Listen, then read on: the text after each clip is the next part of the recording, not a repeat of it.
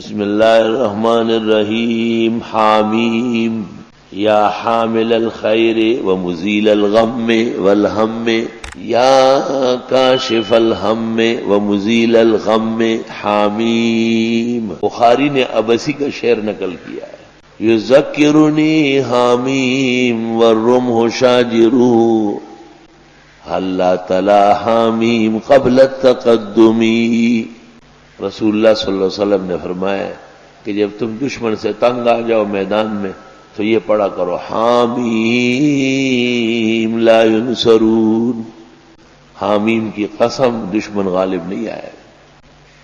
تو شاعر نے اس لیے کہا یذکرنی حامیم والرمح شاجر، مجھے اللہ کی مدد صورت حامیم یاد دلاتی ہے جبکہ نیزے چمک رہے ہیں، خون میں لت پت ہے۔ فَحَلَّ تَلَا حَامِيمٌ قَبْلَ التَّقَدُّمِ، دشمن پر حملہ کرنے سے پہلے آل حامیم کیوں تلاوت نہیں کی؟ اس لیے ہماری کوشش ہے کہ ایک ہی نشست میں سبع حوامیم ہو جائے، ساتوں صورتیں آج پڑھ کے اٹھنا ہے انشاءاللہ۔ ربط اور تناسب سب ظاہر باہر ہے، آیا رچ بیاں فارسی، ہر چیز کا ایک مغز ہے اور قرآن کے مضامین کا مغز حوامیم ہے، آل حامیم۔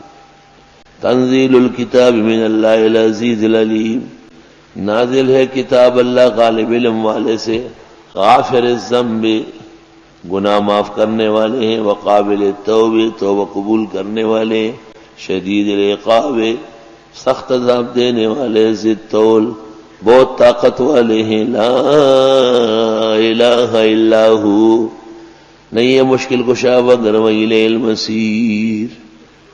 ایک بزرگ کا قصہ لکھا ہے، جب وہ ایک جگہ دعا کر رہے تھے اچانک ایک شخص آیا سفید کپڑوں میں اور بہت حسین جمیل، اور اس کو کہا کہ دعا کا طریقہ یہ ہے کہ حامیم تنزیل الکتاب من اللہ العزیز العلیم پڑھ کر پھر کہو غافر الذنب اغفر لی، قابل التوب تقبل توبتی، شدید العقاب احفظنی من عذابک، ذی الطول یا قوی القادر، لا الہ الا ہو نعبدک ونستعینک، دعا قبول ہو جائے گی۔